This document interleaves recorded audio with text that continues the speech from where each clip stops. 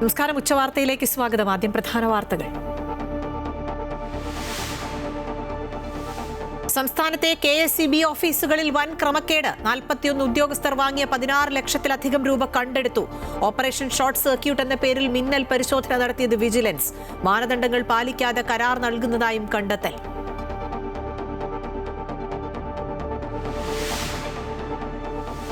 മൂന്നാം ബലാത്സംഗ കേസിൽ രാഹുൽ മാങ്കൂട്ടത്തിന് തിരിച്ചടി. തിരുവല്ല മജിസ്ട്രേറ്റ് കോടതി ജാമ്യ ഹർജി തള്ളി. പ്രോസിക്യൂഷൻ വാദങ്ങൾ അംഗീകരിച്ചു. ജാമ്യത്തിനായി സെഷൻസ് കോടതിയെ സമീപിക്കാൻ രാഹുൽ.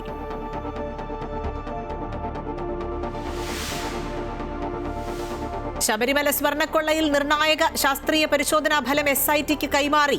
VSSCയിൽ നിന്നുള്ള റിപ്പോർട്ട് കൈമാറിയത് കൊല്ലം വിജിലൻസ് കോടതി. സ്വകാര്യ ആശുപത്രിയിൽ റിമാൻഡിലുള്ള മുൻ ദേവസ്വം ബോർഡ് അംഗം KP ശങ്കരദാസിനെ ഇന്ന് തിരുവനന്തപുരം മെഡിക്കൽ കോളേജിലേക്ക് മാറ്റും.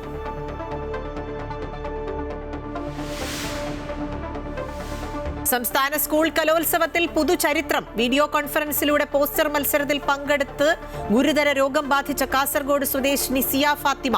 4ാം ദിനത്തിൽ നാടകവും ഗോത്രകലകളും ഉൾപ്പെടെ അരങ്ങിൽ. പോയിന്റ് പട്ടികയിൽ കണ്ണൂർ മുന്നിൽ. തൊട്ടുപുറകെ കോഴിക്കോടും തൃശൂരും.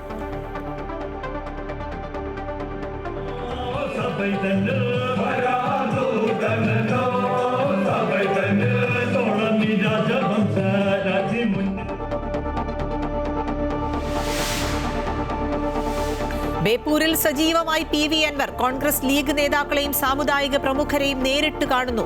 മുസ്ലിം ലീഗിനോട് 6 സീറ്റ് വേണമെന്ന ആവശ്യവുമായി യൂത്ത് ലീഗ്. UDFന്റെ അടിത്തറ ശക്തമാക്കുമെന്ന് പ്രതിപക്ഷ നേതാവ് VD സതീശൻ. UDFിലേക്ക് കൂടുതൽ പാർട്ടികൾ വരുമെന്നും ജോസ് കെ മാണിയുമായി ചർച്ച നടത്തിയിട്ടില്ലെന്നും പ്രതിപക്ഷ നേതാവ്. ഗൃഹസന്ദർശന പരിപാടിക്ക് പെരുമാറ്റച്ചട്ടവുമായി CPM.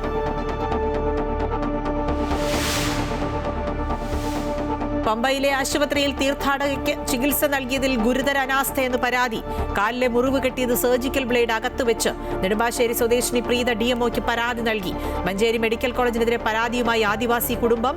പുഴുവരിക്കുന്ന വ്രണവുമായി എത്തിയ 5 വയസ്സുകാരിക്ക് മതിയായ ചികിത്സ നൽകാതെ ഡിസ്ചാർജ് ചെയ്തതായി പരാതി. സംസ്ഥാനത്തെ KSEB ഓഫീസുകളിൽ വിജിലൻസിന്റെ മിന്നൽ പരിശോധന. ഓപ്പറേഷൻ ഷോർട്ട് സർക്യൂട്ട് എന്ന പേരിൽ 70 സെക്ഷൻ ഓഫീസുകളിലാണ് പരിശോധന നടന്നത്. പലയിടത്തും ക്രമക്കേടുകൾ കണ്ടെത്തിയതാണ് വിവരം. കരാർ ജോലിയുടെ ടെൻഡർ അനുവദിക്കുന്നതിൽ ഉദ്യോഗസ്ഥരുടെ ഒത്താശയോടെ വ്യാപക ക്രമക്കേടും സ്വജനപക്ഷപാതവും നടന്നതായി വിജിലൻസിന് പരാതികൾ ലഭിച്ചിരുന്നു.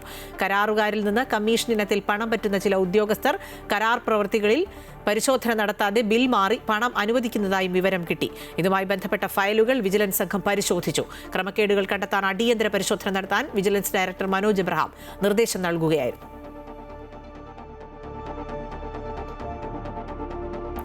മൂന്നാം ബലാത്സംഗ കേസിൽ രാഹുൽ മാങ്കൂട്ടത്തിൽ MLAയുടെ ജാമ്യ ഹർജി തള്ളി. തിരുവല്ല ജുഡീഷ്യൽ മജിസ്ട്രേറ്റ് കോടതിയുടേതാണ് ഉത്തരവ്. ഇതോടെ രാഹുൽ മാവേലിക്കര സ്പെഷ്യൽ ജയിലിൽ റിമാൻഡിൽ തുടരും. മജിസ്ട്രേറ്റ് കോടതി ജാമ്യ ഹർജി തള്ളിയതോടെ പ്രതിഭാഗം ജാമ്യത്തിനായി ഇന്നു തന്നെ സെഷൻസ് കോടതിയെ സമീപിക്കുമെന്നാണ് വിവരം. കണ്ണൻ ദേവ് ഈ വാർത്തയുടെ വിശദാംശങ്ങൾ നൽകും. കണ്ണൻ, കഴിഞ്ഞ ദിവസം വിശദമായ വാദം കേട്ട ശേഷമാണ് ഇന്ന് വിധി പറയാനായി മാറ്റിയത്. എന്നിട്ട് ജാമ്യ ഹർജിയിൽ വിധി, അതായത് ജാമ്യം നൽകേണ്ടതില്ല എന്നുള്ളൊരു തീരുമാനം വന്നു. സാക്ഷികളെ സ്വാധീനിക്കാൻ സാധ്യതയുണ്ടെന്നുള്ള പ്രോസിക്യൂഷൻ വാദം അംഗീകരിക്കുകയായിരുന്നു എന്നാണ് മനസ്സിലാക്കുന്ന വിവരങ്ങൾ. അതെ, തീർച്ചയായും ഈ കഴിഞ്ഞ ദിവസം അടച്ചിട്ട കോടതി മുറിയിൽ മണിക്കൂറുകളോളം നീണ്ട വാദപ്രതിവാദങ്ങൾക്ക് ഒടുവിൽ ഈ വിധി പറയാൻ ഇന്നത്തേക്ക് മാറ്റുകയായിരുന്നു. എന്നാൽ വിധിയിൽ രാഹുൽ മാങ്കൂട്ടത്തിന് അനുകൂലമായതല്ല. വിധി ഇദ്ദേഹത്തിന് ജാമ്യം ഇല്ല എന്നുള്ളതാണ്. അദ്ദേഹം ഇതോടെ തന്നെ ഈ മാവേലിക്കര സ്പെഷ്യൽ ജയിലിൽ ഇദ്ദേഹം തുടരും. ഇദ്ദേഹം പ്രധാനമായും ജാമ്യത്തിന് വേണ്ടി ആരോപിച്ചിരുന്നത് വാദിയുടെ വ്യക്തമായ മൊഴിയില്ലാതെയാണ് പോലീസ് കേസെടുത്തതെന്നും FIR ഇട്ടതെന്നുമാണ് പ്രതിഭാഗം പ്രധാനമായും വാദിച്ചത്. ഇവർ ഡിജിറ്റലി, അതായത് ഇമെയിൽ വഴിയാണ് പരാതി നൽകിയത്. അതുപോലെ ഈ മൊഴിയെടുത്തത് ഉൾപ്പെടെ വീഡിയോ കോൺഫറൻസിംഗ് വഴിയാണ്. ഇത്തരത്തിലല്ല, ഈ ചട്ടമനുസരിച്ച് ഇത്തരത്തിലല്ല ഈ പരാതിയിൽ സ്വീകരിക്കേണ്ട, അല്ലെങ്കിൽ ഈ കേസുമായി ബന്ധപ്പെട്ട കാര്യങ്ങൾ സ്വീകരിക്കേണ്ട എന്നടക്കം ഈ പ്രതിഭാഗം ജാമ്യമായി വാദിച്ചിരുന്നു.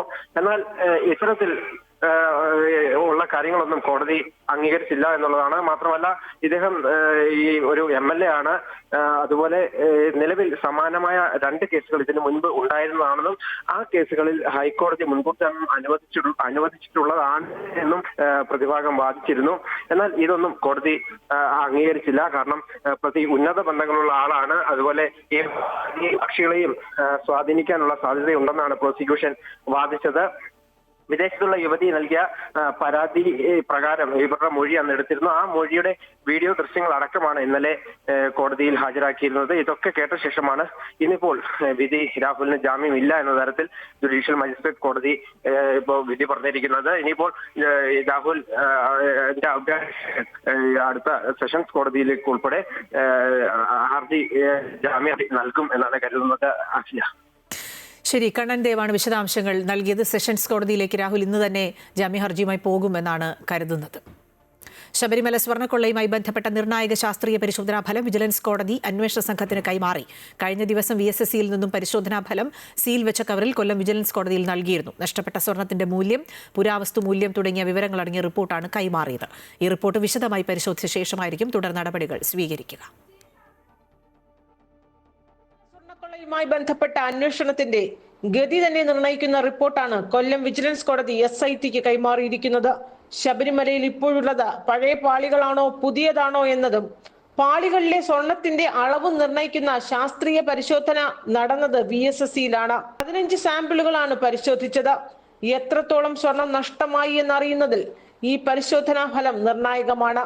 42 കിലോ പാളികൾ ചെന്നൈ സ്മാർട്ട് ക്രിയേഷൻസിൽ എത്തിച്ച് രാസമിശ്രിതം ഉപയോഗിച്ച് സ്വർണം വേർതിരിച്ച് കട്ടിയാക്കി എന്നാണ് SIT കോടതിയിൽ നൽകിയ റിപ്പോർട്ടിലുള്ളത്. എന്നാൽ SITയുടെ അന്വേഷണത്തെ സാധൂകരിക്കുന്ന പരിശോധനാ ഫലമാണോ റിപ്പോർട്ടിലുള്ളത് എന്നാണ് അറിയേണ്ടത്.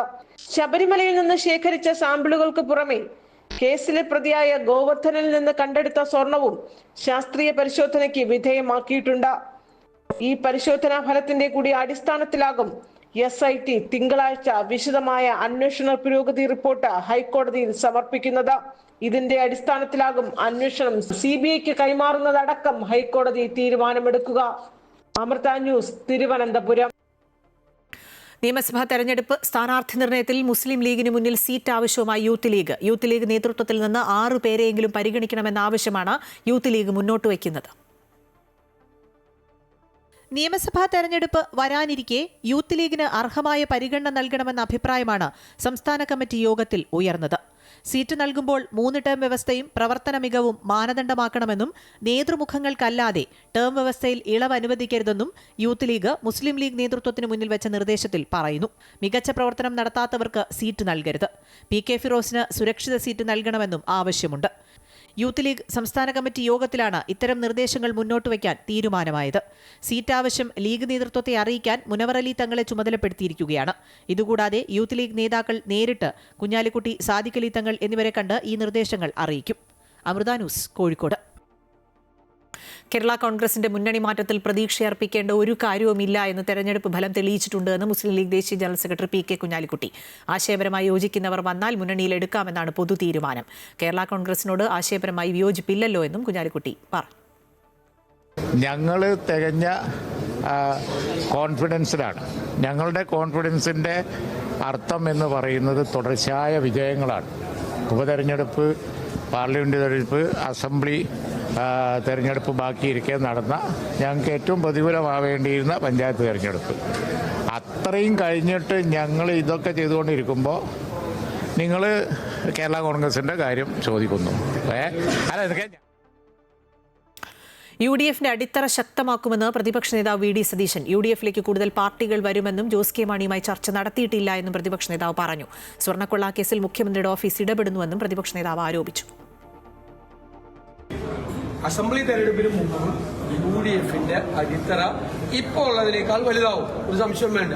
അത് അതാത് സമയത്ത് ഉണ്ടാകുന്ന മാറ്റങ്ങൾ ഈ വരുന്ന ദിവസങ്ങളിൽ നിങ്ങളെ അറിയിക്കാം. നിങ്ങളുടെ ആ വിപുലീകരണത്തിൽ കേരള കോൺഗ്രസ് അതൊന്നും ആ വിഷയമൊന്നും അത് ആ ഡീറ്റെയിൽസിലേക്ക് ഒന്നും പറയാൻ ഞങ്ങൾ പറഞ്ഞിട്ടില്ലല്ലോ. പിന്നെ ആ ചോദ്യത്തിനൊരു പ്രസക്തിയില്ല. SITയുടെ കാര്യത്തിൽ അവിശ്വാസമൊന്നും പറഞ്ഞിട്ടില്ല. SITയെ മീതെ സമ്മർദ്ദം ചെലുത്താൻ മുഖ്യമന്ത്രിയുടെ ഓഫീസ് ശ്രമിക്കുന്നെന്ന് പറഞ്ഞിട്ടുള്ളൂ അല്ലേ? അതേ പറയാം. അത് കോടതി ശരിവെച്ചല്ലോ. വേറെ രീതിയിൽ മന്ദഗതിയിലായി എന്ന് പറയുന്നത്. ഇടയ്ക്ക് ശങ്കരദാസിനെ അറസ്റ്റ് ചെയ്യാനുള്ള താമസം ഉണ്ടായി. വേറെ പല കാര്യത്തിലും പലരെയും ചോദ്യം. നിയമസഭാ തെരഞ്ഞെടുപ്പിൽ ബേപ്പൂരിൽ മത്സരിക്കുന്നതിൽ പിന്തുണ തേടി PV അൻവർ മണ്ഡലത്തിൽ സജീവമായി. കഴിഞ്ഞ ദിവസം കോൺഗ്രസ് നേതാക്കളെ കണ്ട PV അൻവർ ഇന്ന് മണ്ഡലത്തിലെ പ്രമുഖ ലീഗ് നേതാക്കളെ കണ്ട് പിന്തുണ അഭ്യർത്ഥിക്കുകയാണ്. അതേസമയം PV അൻവറിന് പിന്തുണയുമായി മുസ്ലിം ലീഗ് രംഗത്തെത്തിയിട്ടുണ്ട്. അൻവർ മത്സരിക്കാനിറങ്ങിയാൽ സംസ്ഥാനത്തെ ഏറ്റവും ശ്രദ്ധേയമായ മണ്ഡലമായി ബേപ്പൂർ മാറുമെന്നും വൻ ഭൂരിപക്ഷത്തിൽ ജയിച്ചു കയറുമെന്നും മുസ്ലിം ലീഗ് സംസ്ഥാന vice president MC Mayin Haji ഉൾപ്പെടെ പ്രതികരിച്ചു. മന്ത്രി മുഹമ്മദ് റിയാസിന്റെ സ്ഥാനാർത്ഥിത്വമോ വികസന പ്രവർത്തനങ്ങളോ ബേപ്പൂരിൽ ഒരു വെല്ലുവിളിയല്ല എന്നും അദ്ദേഹം വിലയിരുത്തുകയാണ്. PV അൻവറിന്റെ സ്ഥാനാർത്ഥിയായി എത്തുമെന്ന സൂചന ജില്ലാ നേതൃത്വത്തിന് കോൺഗ്രസ് നേതൃത്വം നൽകിയിട്ടുണ്ട്. അതേസമയം ജില്ലാ കോൺഗ്രസിനെ ഒപ്പമില്ലാതെ PV അൻവർ തനിച്ചാണ് മണ്ഡലത്തിൽ പ്രമുഖ വ്യക്തികളെ കാണുന്നത്. നിയമസഭാ തെരഞ്ഞെടുപ്പിൽ വീടുകയറി പ്രചാരണം നടത്തുന്നവർക്കുള്ള പെരുമാറ്റച്ചട്ടം പുറത്തിറക്കിയ CPM ഇറക്കിയ സർക്കുലറിന്റെ പകർപ്പ് പുറത്ത്. ജനങ്ങളുമായി തർക്കിക്കാൻ നിൽക്കരുത്, ജനങ്ങൾ പറയുമ്പോൾ ഇടയ്ക്കു കയറി സംസാരിക്കരുത്, ക്ഷമാപൂർവ്വം മറുപടി നൽകണം, വീടിനകത്ത് കയറി വേണം ജനങ്ങളുമായി സംസാരിക്കാനെന്നും പത്മകുമാറിനെതിരായി ഉചിതമായ സമയത്ത് നടപടിയെന്ന് പറയണമെന്നും സർക്കുലറിൽ പറയുന്നു. RSSനും ജമാഅത്തെ ഇസ്ലാമിക്കുമെതിരെ പാർട്ടി ഉയർത്തുന്ന വിമർശനങ്ങൾ വിശ്വാസികൾക്കെതിരെ അല്ല എന്ന് പറയണമെന്നും സർക്കുലറിൽ പറയുന്നുണ്ട്. പാർട്ടി കീഴ്ഘടകങ്ങൾക്ക് നൽകിയ സർക്കുലറിലാണ് ഈ നിർദ്ദേശങ്ങൾ ഉള്ളത്. മലപ്പുറം പൊന്നാനിയിൽ CPM പ്രവർത്തകർ ചേരിതിരിഞ്ഞ് ഏറ്റുമുട്ടി. ഏരമംഗലത്തെ CPM ലോക്കൽ കമ്മിറ്റി ഓഫീസിനുള്ളിലെ DYFI ഓഫീസ് DYFI പ്രവർത്തകർ തന്നെ അടിച്ചു തകർത്തു. ഓഫീസിലുണ്ടായിരുന്ന മൊബൈൽ, ഫ്രീസർ, ബൾബ്, TV ഉൾപ്പെടെ അടിച്ചു തകർത്തു. മൂക്കുതല ഉത്സവത്തിനിടെ ഉണ്ടായ തർക്കമാണ് സംഘർഷത്തിലേക്ക് നയിച്ചത്. മഞ്ചേരി മെഡിക്കൽ കോളേജിൽ ആദിവാസി കുട്ടിക്ക് മതിയായ ചികിത്സ ലഭിച്ചില്ലെന്ന് പരാതി. പുഴുവരിക്കുന്ന വ്രണവുമായി എത്തിയ 5 വയസ്സുകാരിക്ക് മതിയായ ചികിത്സ നൽകാതെ ഡിസ്ചാർജ് ചെയ്തതായാണ് പരാതി. കുട്ടിയെ കോഴിക്കോട് മെഡിക്കൽ കോളേജ് ആശുപത്രിയിൽ പ്രവേശിപ്പിച്ചു. പോത്തുകൽ ചെമ്പ്ര നഗറിലെ സുരേഷ് സുനിത ദമ്പതികളുടെ മകൾ സുനിമോൾക്കാണ് മഞ്ചേരി മെഡിക്കൽ കോളേജ് ആശുപത്രിയിൽ നിന്ന് മതിയായ ചികിത്സ ലഭിച്ചില്ലെന്ന പരാതി ഉയർന്നത്. തലയിൽ വ്രണവുമായി വ്യാഴാഴ്ച നിലമ്പൂർ ജില്ലാ ആശുപത്രിയിലെത്തിയ സുനിമോളെ മഞ്ചേരി മെഡിക്കൽ കോളേജ് ആശുപത്രിയിലേക്ക് റെഫർ ചെയ്യുകയായിരുന്നു. വ്രണത്തിൽ നിന്ന് പുഴുവരിക്കുന്ന അവസ്ഥയിലാണ് കുട്ടിയെ മെഡിക്കൽ കോളേജ് ആശുപത്രിയിൽ പ്രവേശിപ്പിച്ചത്. കഴിഞ്ഞ ദിവസം മെഡിക്കൽ കോളേജ് ആശുപത്രിയിൽ നിന്ന് ഡിസ്ചാർജ് ചെയ്ത് വീട്ടിലേക്ക് പോകവേ വേദന കൂടിയതോടെ വീണ്ടും നിലമ്പൂർ ജില്ലാ ആശുപത്രിയിൽ പ്രവേശിപ്പിച്ചു. അപ്പോഴും വ്രണത്തിൽ നിന്ന് പുഴുക്കൾ പുറത്തേക്ക് വരുന്ന അവസ്ഥയിലായിരുന്നു. വീണ്ടും മഞ്ചേരിക്ക് തന്നെ വരണോ അതോ നിലമ്പൂർ കാണിച്ചാൽ മതിയോ എന്ന് ചോദിച്ച സമയത്ത് ഞങ്ങളൊരു കാര്യം ചെയ്യും, നിലമ്പൂർ എത്താനായില്ല, ഞങ്ങൾ നിലമ്പൂർ ഡോക്ടറെ ഒന്ന് കാണിക്കുകയായിരുന്നു. അങ്ങനെ നേരെ ഞാൻ ഇവിടെ വന്ന് നിലമ്പൂർ ഹോസ്പിറ്റലിൽ ഡോക്ടറുമായിട്ട് കാഷ്വാലിറ്റി കാണിച്ച് ഡോക്ടറുമായിട്ട് സംസാരിച്ച് അവർ അത് തുറന്നു നോക്കുമ്പോൾ നിറച്ച് പുഴുക്കളാണ്. ഏകദേശം ഒരു 10-25 പുഴുക്കളെങ്കിലും ആ മുറിവിൽ നിന്നും 5 വയസ്സായ കുട്ടിയുടെ മുറിവിൽ നിന്നും തോണ്ടിയെടുത്തു. അത് വീണ്ടും വന്നിട്ട് മഞ്ചേരിക്ക് കൊണ്ടുപോകാനാണ് പറഞ്ഞത്. അപ്പോൾ മഞ്ചേരി വേണ്ടത് ട്രീറ്റ്മെൻറ്റ് കിട്ടില്ല എന്ന സംശയത്തിൽ അത് വീണ്ടും കോഴിക്കോട്ടേക്ക് മാറ്റാനായിട്ട് പറഞ്ഞ് അങ്ങനെ കോഴിക്കോട്ടേക്കാണ് ആ കുട്ടീനെ ഇപ്പോൾ കൊണ്ടുവന്നത്. മതിയായ ചികിത്സ നൽകാതെയാണ് മെഡിക്കൽ കോളേജ് അധികൃതർ ഡിസ്ചാർജ് ചെയ്തതെന്ന് ബന്ധുക്കൾ പറയുന്നു. കുട്ടിയെ പിന്നീട് കോഴിക്കോട് മെഡിക്കൽ കോളേജ് ആശുപത്രിയിൽ പ്രവേശിപ്പിച്ചു. അതേസമയം സംഭവത്തെക്കുറിച്ച് അന്വേഷിക്കുമെന്ന് മഞ്ചേരി മെഡിക്കൽ കോളേജ് ആശുപത്രി സൂപ്രണ്ട് പറഞ്ഞു. അമൃത ന്യൂസ്, മലപ്പുറം. പമ്പ ആശുപത്രിയിൽ ചികിത്സയിൽ ഗുരുതര വീഴ്ചയുണ്ടായെന്ന പരാതിയുമായി ശബരിമല തീർത്ഥാടക രംഗത്ത്. നെടുമ്പാശ്ശേരി സ്വദേശി പ്രീതയാണ് പമ്പ ആശുപത്രിയിലെ ചികിത്സയ്ക്കിടെ തന്റെ കാലിലെ മുറിവിനുള്ളിൽ സർജിക്കൽ ബ്ലേഡ് വെച്ച് കെട്ടിയെന്ന പരാതിയുമായി എത്തിയത്. ഇത് സംബന്ധിച്ച് പത്തനംതിട്ട DMOയെ ഫോണിൽ വിളിച്ച് പരാതി നൽകി. OP ടിക്കറ്റും മറ്റ് ചികിത്സാ രേഖകളും DMOയ്ക്ക് കൈമാറിയിട്ടുണ്ട്. പന്തളത്ത് നിന്നും തിരുവാഭരണ ഘോഷയാത്രയ്ക്കൊപ്പമാണ് പ്രീത പമ്പയിലെത്തിയത്. തുടർന്ന് കാലിലുണ്ടായ പരിക്കിന് ചികിത്സ തേടുകയായിരുന്നു. മുറിവ് വെച്ച് കെട്ടുമ്പോൾ ഡോക്ടർമാരോ നഴ്സുമാരോ സ്ഥലത്തുണ്ടായിരുന്നില്ല എന്നും നഴ്സിംഗ് അസിസ്റ്റന്റാണ് മുറിവ് കെട്ടിയതെന്നുമാണ് പ്രീതയുടെ ആരോപണം. സ്പെഷ്യൽ പബ്ലിക് പ്രോസിക്യൂട്ടറെ നിയമിച്ചതിൽ സർക്കാരിന് നന്ദി അറിയിച്ച് ബിഷപ്പ് ഫ്രാങ്കോ കേസിലെ അതിജീവിത സിസ്റ്റർ റാനിറ്റ് പൊതുസമൂഹത്തിൽ നിന്നും വലിയ പിന്തുണയാണ് ലഭിക്കുന്നതെന്നും നിയമപോരാട്ടം ശക്തമായി തുടരുമെന്നും അതിജീവിത പറഞ്ഞു. നിങ്ങൾ ഓരോ മാധ്യമങ്ങളോടും മാധ്യമപ്രവർത്തകരോടും ഞാൻ എൻ്റെ നന്ദി അറിയിക്കുന്നു. കൂടാതെ ഇതറിഞ്ഞ് സമൂഹത്തിൽ ഒത്തിരി നല്ല മനുഷ്യർ ഞങ്ങൾക്ക് സപ്പോർട്ടായിട്ട് ഒപ്പുശേഖരണം നടത്തുന്നതായിട്ട് ഞാൻ അറിഞ്ഞു. ഒന്ന് സ്പീഡപ്പ് ചെയ്യാനായിട്ട് ഓരോ പൊതുസമൂഹത്തിനോടും ഞാൻ നന്ദി പറയുന്നു. ഞങ്ങൾ ആവശ്യപ്പെട്ടതാണ്. Kalayarangu co-powered by Vismaya Amusement Park, Parassinikadavu, Kannur. In association with Swarnamukhi golden diamonds, സൂര്യപ്രഭയുടെ സ്വർണ്ണമുഖം, Kairali agriculture multi state cooperative society limited, Freeco pain spray, herbal pain reliever, a product of Vaidyaratnam, Aushadhi, a government of Kerala undertaking. തക്കിട്ട ജം തക്കിട്ട നം തക്കിട്ട തും തരകിടതികിടിം തക്കിട്ട തക്കദിം തക്കിട്ട തത്തും. സംസ്ഥാന സ്കൂൾ കലോത്സവ ചരിത്രത്തിൽ ആദ്യമായി വീഡിയോ കോൺഫറൻസിലൂടെ മത്സരത്തിൽ പങ്കെടുത്ത വിദ്യാർത്ഥിനി കാസർഗോഡ് നിന്നുള്ള സിയ ഫാത്തിമയാണ് പോസ്റ്റർ രചനാ മത്സരത്തിൽ ഓൺലൈനിലൂടെ പങ്കെടുത്തത്. വാസ്കുലൈറ്റിസ് എന്ന ഗുരുതര രോഗം പിടിപെട്ടതോടെയാണ് സിയയ്ക്ക് നേരിട്ട് പങ്കെടുക്കാൻ സാധിക്കാതെയായത്. കലോത്സവ ചരിത്രത്തിലെ തന്നെ അസാധാരണ നടപടിയാണ് വേദി 17-ലുണ്ടായത്. സിയ ഫാത്തിമയുടെ ആഗ്രഹം നിറവേറ്റാൻ കലോത്സവ നിയമങ്ങളും ചട്ടങ്ങളുമെല്ലാം മാറ്റിവെച്ച് നാട് അവൾക്കൊപ്പം നിന്നു. ഗുരുതര രോഗം ബാധിച്ച് കടുത്ത വേദന അനുഭവിക്കുമ്പോഴും സിയയുടെ മനസ്സ് നിറയെ കലോത്സവമായിരുന്നു. യാത്ര ചെയ്യുന്നത് ജീവന് തന്നെ ഭീഷണിയായേക്കാമെന്ന് ഡോക്ടർമാർ പറഞ്ഞു. അതോടെ വിദ്യാഭ്യാസ മന്ത്രിക്ക് സിയ വൈകാരികമായ ഒരു കുറിപ്പെഴുതി. ഇതാണ് കലോത്സവ ചരിത്രത്തെ തന്നെ മാറ്റിമറിച്ചത്. മത്സരം കാണാൻ മന്ത്രിമാരും എത്തിയിരുന്നു. കാസർഗോഡ് വീട്ടിലെ മുറിയിൽ സിയ ഐസൊലേഷനിലാണ്. വലതു കൈവിരലിലെ രക്തയോട്ടം തടസ്സപ്പെട്ടു. മകളുടെ ആഗ്രഹത്തിനൊപ്പം നിന്ന എല്ലാവർക്കും കുടുംബം ഈ അവസരത്തിൽ നന്ദി പറഞ്ഞു. അമൃത ന്യൂസ്, തൃശൂർ. 64ാമത് സംസ്ഥാന സ്കൂൾ കലോത്സവത്തിന്റെ 4ാം ദിനം പകുതി മത്സരങ്ങളൊക്കെ പിന്നിടുമ്പോൾ വാശിയേറിയ പോരാട്ടമാണ് എല്ലാ വേദികളിലും കാണുന്നത്. 746 പോയിന്റുമായി കണ്ണൂർ ജില്ല 1ാം സ്ഥാനത്ത് തുടരുമ്പോൾ 733 പോയിന്റുമായി കോഴിക്കോടും തൊട്ട് പിന്നാലെയുണ്ട്. 731 പോയിന്റുമായി തൃശൂർ 3ാം സ്ഥാനത്താണ്. ഹരീഷ് നാരായണൻ വിവരങ്ങൾ നൽകും. ഹരീഷ്, പോയിന്റിന് വേണ്ടി ഇഞ്ചോടിഞ്ച് പോരാട്ടമാണ് നടക്കുന്നത്. അവസാനം ആ കപ്പ് ഉയർത്തുന്നത് ആര് എന്നുള്ള ഒരു ചോദ്യമാണ് ഇനി വരുന്നത്. ഇനി വളരെ കുറച്ച് മത്സരങ്ങൾ മാത്രമാണ് ഇന്ന് ബാക്കിയുള്ളത്. നാളെയും വളരെ കുറച്ച് മത്സരങ്ങളല്ലേ ഉള്ളൂ.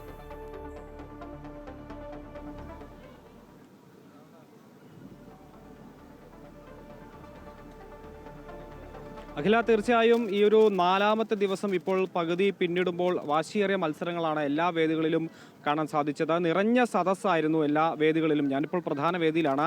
പ്രധാന വേദിയിൽ ഇപ്പോൾ ഭരതനാട്യമടക്കം നടക്കുന്ന ഒരു സാഹചര്യമുണ്ട്. ഈ ഒരു ഉച്ചവെയിലിനെല്ലാം അവഗണിച്ചുകൊണ്ട് നിരവധി ആളുകളാണ് ഇപ്പോഴും ഈ ഒരു പ്രധാന വേദിക്ക് അരികിൽ എത്തി നിൽക്കുന്നത് എന്നുള്ളതാണ്. അതുകൊണ്ട് ഈ ഒരു അവസാനത്തോട് അടുക്കുമ്പോൾ തിരക്ക് വർദ്ധിക്കുന്ന ഒരു കാഴ്ചയാണ് കാണുന്നത്. ഇന്നലത്തേക്കാൾ കൂടുതൽ ആളുകൾ ഇന്ന് ഈ ഒരു വേദികളിലേക്ക് എത്തുന്നു. നാളെ കുറച്ചുകൂടി വലിയ തിരക്ക് നമുക്ക് അനുഭവപ്പെടും എന്നുള്ളതാണ് മനസ്സിലാക്കാൻ സാധിക്കുന്നത്. നാളെയോടുകൂടി ഈ ഒരു ആരാണ് കപ്പെടുക്കുക, ഈ സ്വർണ്ണക്കപ്പ് ആർക്കാണ് എന്നുള്ളൊരു കാര്യത്തിൽ നാളെയോടുകൂടി എന്തായാലും ഒരു നിശ്ചയമാകും. അതിന് വലിയ നിർണായക പങ്ക് വഹിക്കുന്ന മത്സരങ്ങളാണ് ഇന്നും നാളെയുമായി ഇപ്പോൾ ഇവിടെ നടന്നുകൊണ്ടിരിക്കുന്നത് എന്നുള്ളതാണ് ഏറ്റവും പ്രധാനം.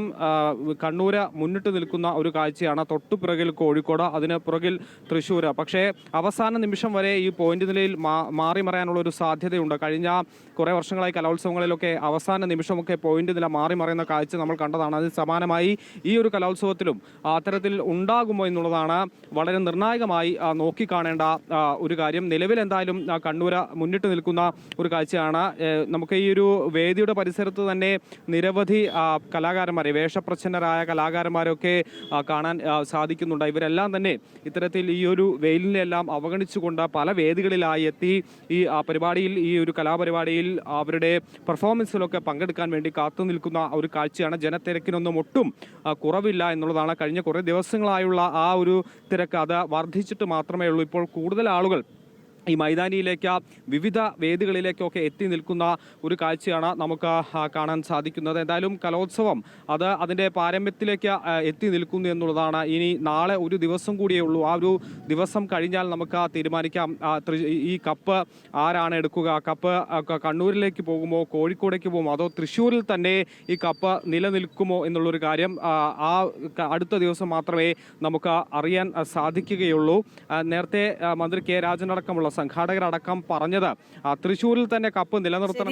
ഹരീഷ്, സംസ്ഥാന സ്കൂൾ കലോത്സവം അതിന്റെ ഏറ്റവും പാരമ്യതയിലൂടെ ഇങ്ങനെ കടന്നു പോവുകയാണ്. മത്സരങ്ങൾ സജീവമായി പുരോഗമിക്കുകയാണ്. പോയിന്റ് കൂട്ടാൻ ജില്ലകൾ ഇങ്ങനെ വളരെ പ്രതീക്ഷയോടെ ഓരോ മത്സരത്തിലും പങ്കെടുക്കുകയാണ്.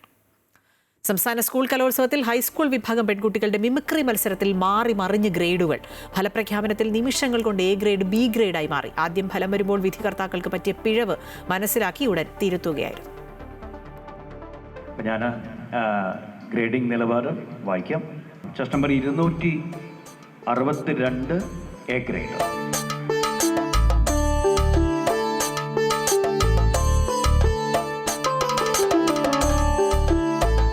ഹൈസ്കൂൾ വിഭാഗം പെൺകുട്ടികളുടെ മിമിക്രി മത്സരഫലം പ്രഖ്യാപിക്കുന്നതിനിടയിലാണ് നാടകീയ രംഗങ്ങളുണ്ടായത്.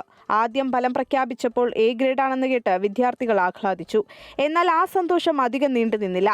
ചെസ് നമ്പർ ഓർഡർ തെറ്റിയാണ് വായിച്ചത്. ഇത് മനസ്സിലാക്കിയ സംഘാടകർ പിന്നീട് അത് തിരുത്തുകയായിരുന്നു. സോറി, ഞാൻ കോഡ് നമ്പർ തെറ്റിയാണ് വായിച്ചത്. ഒന്നുകൂടി ആദ്യം മുതൽ വായിക്കാം. Code number 251 A grade, 251, 261 A grade, 262 B grade.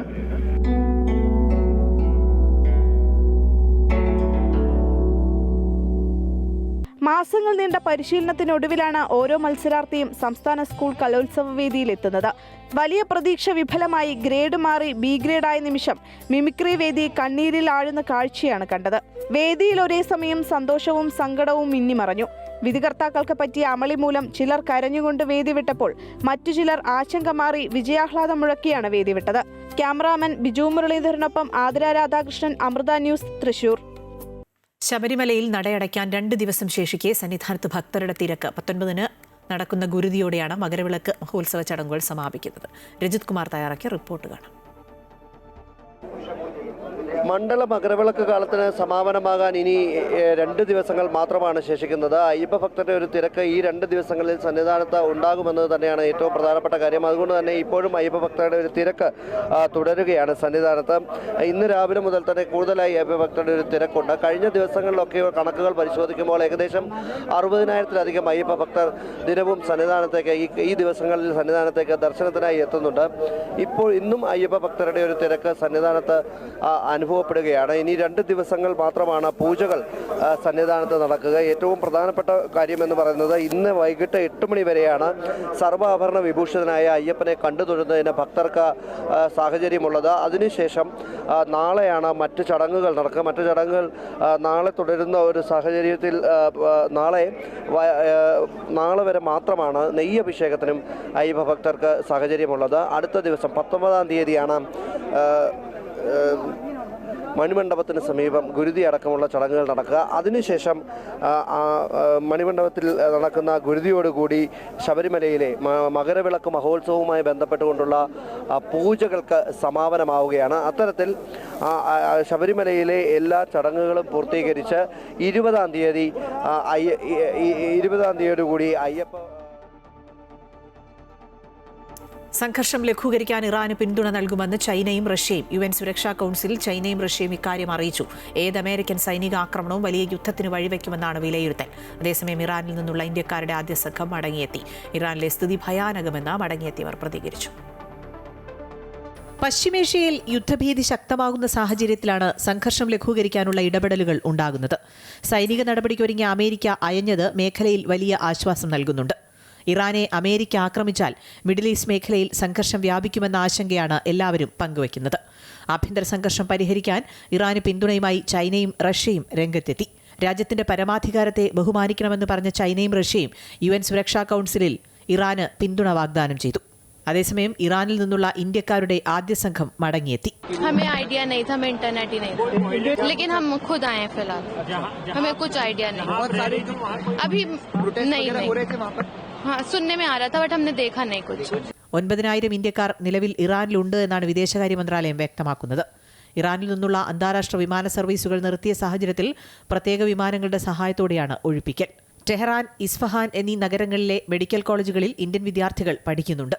Internet വിച്ഛേദിച്ചിരിക്കുന്ന സാഹചര്യത്തിൽ എല്ലാ ഇന്ത്യക്കാരെയും ബന്ധപ്പെടുന്നതിന് എംബസി പ്രതിസന്ധി നേരിടുന്നുണ്ട് എന്നാണ് വിവരം.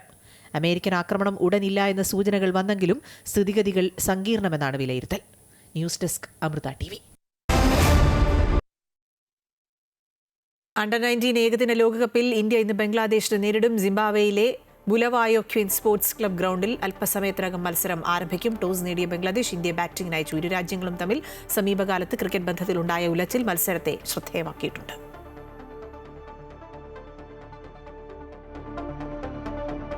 ഉച്ചവാർത്ത പൂർണ്ണമാവുകയാണ്. കൂടുതൽ വാർത്തകളും ഒപ്പം കലോത്സവ വിശേഷങ്ങളും അമൃത ന്യൂസ് യൂട്യൂബ് ചാനലിൽ കാണാം. നമസ്കാരം.